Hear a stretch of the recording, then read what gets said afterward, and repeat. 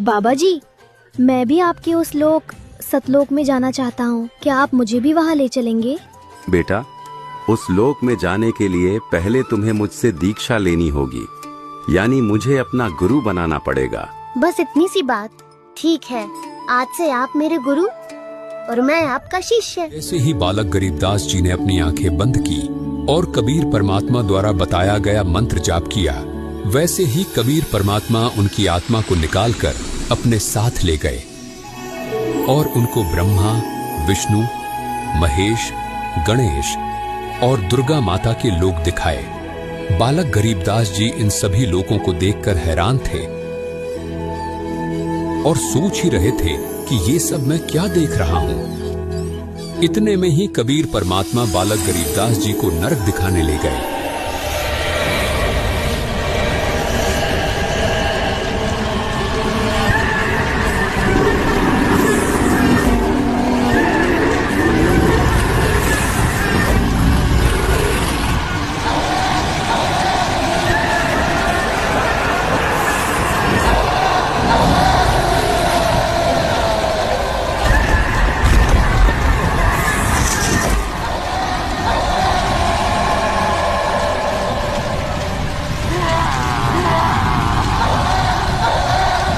नरक के भयावह दृश्यों को देखकर बालक गरीबदास जी भयभीत हो गए और कबीर परमात्मा जी से कहने लगे, बाबा, ये लोग इन आत्माओं को इतना कष्ट क्यों दे रहे हैं? ये सभी आत्माएं अपने कर्मों का फल भोग रही हैं। जब ये सभी नीचे पृथ्वी पर थे और मनुष्य जीवन प्राप्त थे, तो इन्होंने कभी भी शास्त्रों के अनुकूल भक्ति साधना नहीं की। इसलिए आज इन्हें यमदूतों द्वारा इतना कष्ट दिया जा रहा है।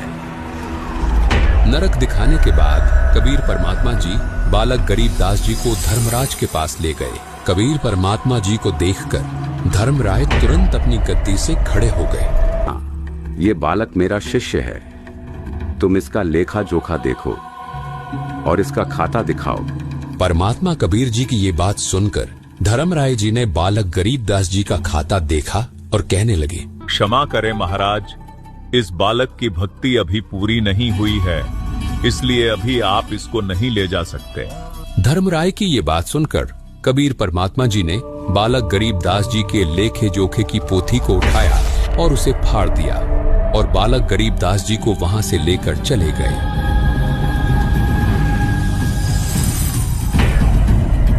और काल के 21वें ब्रह्मांड में पहुंचे, जहां ये काल ब्रह्म तपस्शिला पर 1 लाख मनुष्य शरीरधारी प्राणियों के सूक्ष्म शरीर से निकले गंध को खा रहा था।